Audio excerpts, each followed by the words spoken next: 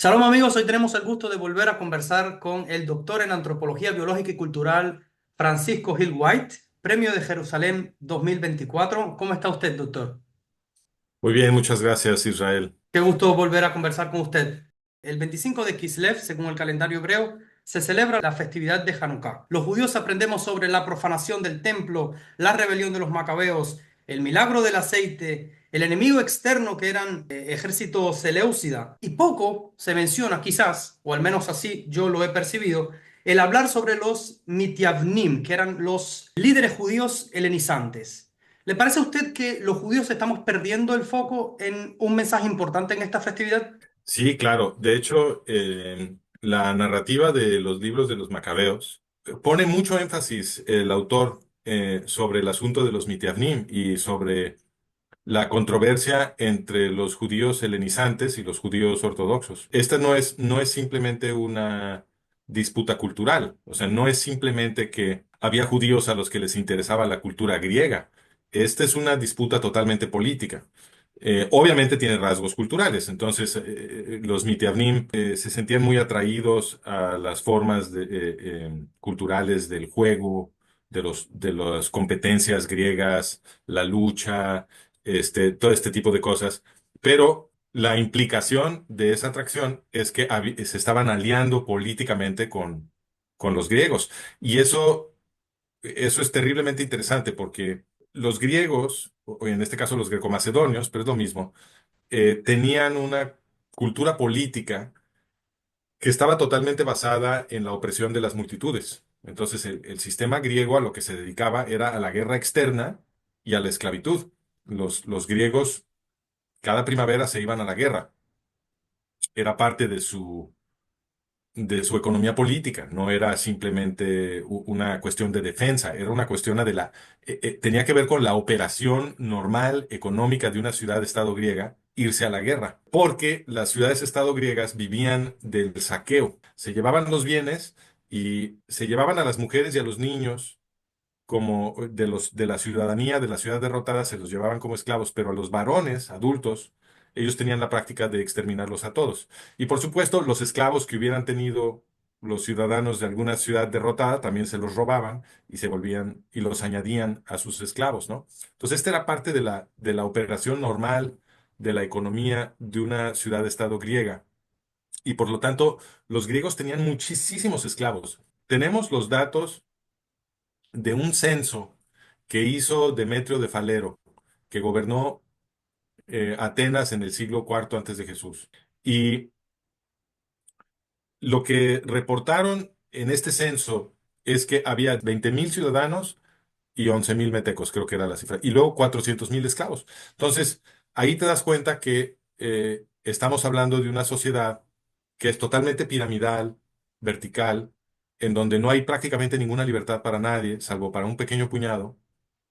Y aún ese pequeño puñado, habría que cuestionar si realmente son libres, porque las ciudades-estado griegas, pues, estaban totalmente militarizadas. Como se iban a la guerra cada primavera, pues todos los ciudadanos eran soldados y los hacían ir a la guerra una y otra vez. Entonces, pues, un ciudadano que a fuerzas tiene que pelear y que está obligado a pelear todo el tiempo, en una infraestructura institucional militar de obediencia total, porque así son las infraestructuras militares, pues no se puede decir que tenga mucha libertad. Entonces, inclusive los ciudadanos eran una especie de esclavos de este sistema horroroso que tenían los griegos y que copiaron los macedonios.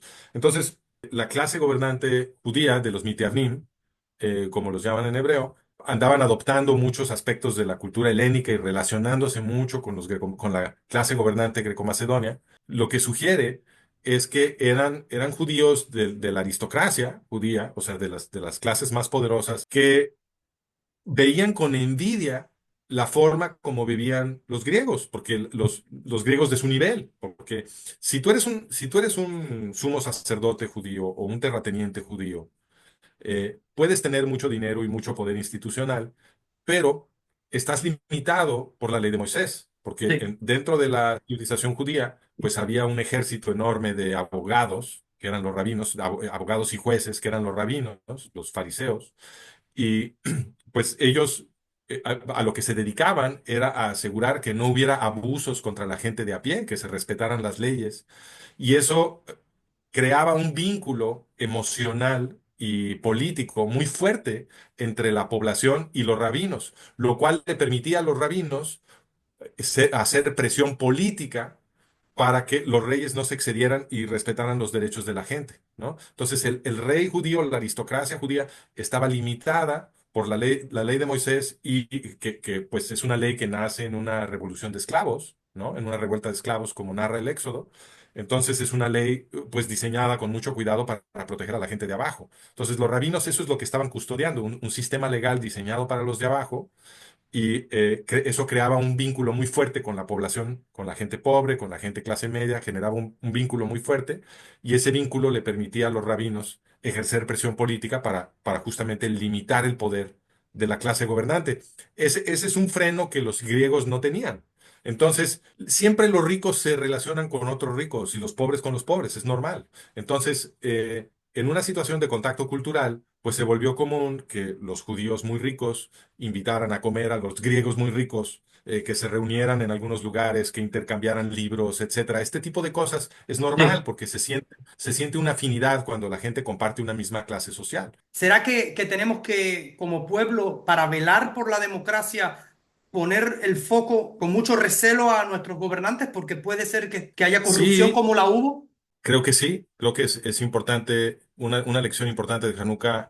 El pueblo judío debe de poner mucha atención a lo que están haciendo sus gobernantes, porque aquí tenemos esto es una cuestión estructural, es decir, va a repetirse en cualquier generación de la historia del pueblo judío, precisamente porque tiene que ver con la estructura de la ley. La ley de Moisés, como decíamos hace un segundo, nace en una revuelta de esclavos, cuando Moisés lidera la salida de los esclavos israelitas de Egipto, ¿no? Según la tradición del Éxodo. Y entonces, obviamente, pues es una ley diseñada para combatir la opresión. Es la ley de los esclavos liberados. Es una ley diseñada para que la gente pueda vivir en paz sin tener que preocuparse de que la pisoteen, de que la exploten, de que la opriman, etcétera, ¿no? Entonces, si tú quieres, el movimiento judío es el movimiento antiguo para la abolición de la esclavitud, mientras que los griegos eran el movimiento antiguo para esclavizar a todo el mundo, a casi todo el mundo. Entonces, ¿qué pasa dentro de la comunidad judía? Que una ley que está diseñada para proteger a la gente de abajo, obviamente es menos atractiva para la gente que está hasta arriba. Claro. ¿No? Para lo que sirve esa ley es para limitar el poder de la gente que está hasta arriba, no para exagerarlo. Mientras que la ley griega era al revés, estaba diseñada para exagerar el poder de la gente que está hasta arriba y darles un control total de la gente que estaba hasta abajo, ¿no? Podían disponer de ellos como si fueran animales o cosas. Entonces, lo que yo intuyo que estaba sucediendo es que la clase gobernante judía en aquella época, en la época de Hanukkah, pues veía con mucha envidia la libertad que tenían los aristócratas griegos para abusar y explotar a los océanos de esclavos que tenían. Y esa es una razón importante de la atracción que ellos sentían por la cultura griega, y entonces empezaban a helenizar. Y de hecho lo que narran los libros de los macabeos es que fueron estos Miteavnim, en la cima de la sociedad judía, los que de hecho invitaron a los greco-macedonios a hacer las masacres que narran en los libros de los macabeos, ¿no? O sea, traicionaron a su propio pueblo, se aliaron con el enemigo. Entonces, eso es algo a tomarse muy en cuenta, ¿no? Porque realmente había una alianza hasta arriba. Otra manera de verlo es que los griegos, los gobernantes griegos del Imperio Seleucida, greco-macedonios, corrompieron a los líderes de la comunidad judía. Esa es otra posible interpretación, es que no era simplemente una atracción, sino que había un proceso de corrupción desde afuera para que Ujú. los gobernantes judíos se aliaran con el enemigo. Ahora, lo que es muy interesante aquí es que abajo había un proceso inverso. Los historiadores de la antigüedad judía han documentado que había muchísima conversión de paganos Al eh, judaísmo. al judaísmo en Egipto, en la zona de Grecia, luego también muchos romanos, en toda la zona de Levante, todo lo que terminaron conquistando los romanos, había muchísima conversión de paganos al judaísmo. Precisamente por lo que Muchi- la ley de Moisés le proveía a ellos. claro, la gente de abajo que estaba siendo pisoteada por los grecorromanos, podía ver que había una promesa de liberación en la ley de Moisés. Y eso volvía muy atractiva la religión judía para toda la gente que estaba harta de ser oprimida. El Dios invisible de los judíos que organizaba revueltas de esclavos y luego entregaba leyes para proteger a la gente más vulnerable, pues ese era un Dios y pues yo soy de aquí, dijeron muchos paganos, ¿no? Y fueron miles y miles y miles de paganos. Creció muchísimo el judaísmo por conversión, pero todavía más numerosos que los paganos que se convertían y de hecho iban y se circuncidaban para volverse miembros cabales de la comunidad judía. Todavía más numerosos que ellos eran paganos que no se convertían, pero que se acercaban mucho al judaísmo, que empezaban a adoptar algunas leyes y normas del judaísmo, empezaban a observar Shabbat, empezaban a observar algunas de las restricciones dietéticas de los judíos, adoptaban las normas éticas de los judíos, el amar al prójimo, el cuidarse unos a otros, y desarrollaban una conciencia política en oposición a las clases gobernantes, ¿no? Entonces, muchos se convertían, todavía muchos más que esos, Se no se convertían, acercaban. pero se acercaban y se aliaban políticamente con los judíos.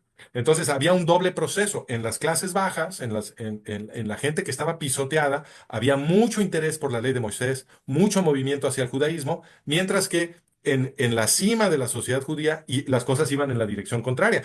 No, obviamente no todo el mundo, pero había gente, mucha gente en ese estrato que se sentía muy atraída al orden político de la civilización griega.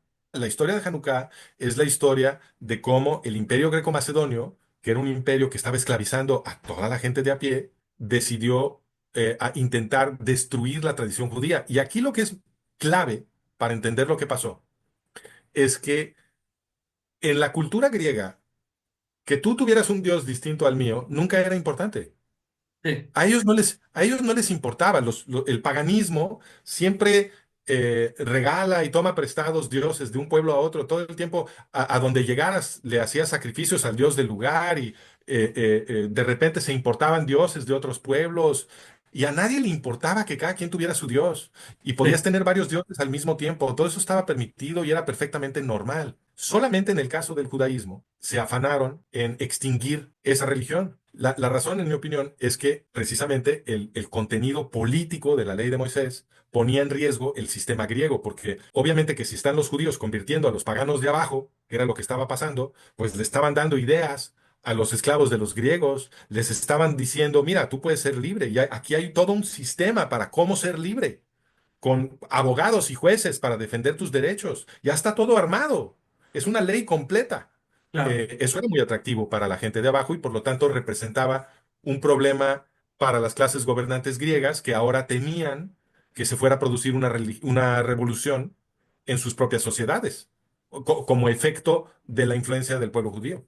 En tiempos de engaño universal, decir la verdad es un acto revolucionario. Y en mi Así opinión, es. usted, doctor, es un revolucionario de estos tiempos. Ha sido un Muchas gracias. placer charlar con usted. ¿Dónde la gente puede seguirle a usted? Mira, nosotros estamos en franciscogilquite.com, si lo escriben todo junto, eso los Sí. lleva a mi página web. También pueden ir poniendo managementofreality.com y ahí están los botones para todos nuestros contenidos. Tenemos cursos, libros, artículos, videos. Nos pueden seguir en Instagram, en Twitter, en fin, estamos, creo que también ya en TikTok estamos, sí. Estamos tratando de explicar cómo funciona todo el sistema occidental y cómo se organiza toda la geopolítica occidental y la política interna también de los países occidentales, porque nosotros opinamos que estamos en un momento muy delicado de la historia occidental y que pronto todo va a inclinarse en una dirección o la otra, ya sea hacia la libertad de todos los occidentales o hacia la esclavitud de todos los occidentales. Y por lo tanto es urgente que los occidentales entendamos que tengamos una buena descripción de la estructura del sistema y también un buen modelo de la cultura, los valores, las intenciones de los gobernantes y de lo que probablemente están planeando hacer, porque de otra manera no nos vamos a poder defender y no vamos a poder asegurar que en este momento tan delicado las cosas caminen hacia la libertad y no hacia la esclavitud. Excelente, pues aquí va a estar rotulado en el video y también en la descripción vamos a poner los enlaces para que la gente pueda seguirlo, leer sus artículos, intentar refutarle a usted y está de más decir que son Sí, yo súper siempre recomendados sus libros. invito a mis lectores a que hagan el esfuerzo de refutarme, porque esa es la mejor manera de aprender. Y además no tiene sentido que nadie confíe en mí ni en nadie. Hay que revisar lo que la gente está comunicando, porque hay muchas mentiras y nada garantiza que yo no diga mentiras. Hay que ir a revisar lo que yo estoy escribiendo. Yo para todo pongo pies de página. Invito a mis lectores, si encuentran algún error, que me avisen para que yo pueda corregir mis documentos. Si encuentran algún error, lo importante es siempre tratar de decir la verdad. Excelente. Muchas gracias por su tiempo, doctor, y a ver si un día coincidimos por acá por Israel para un café, una cerveza o algo. Un abrazo para ustedes Encantado, de yo te acá. busco cuando esté por allá. Shalom, shalom.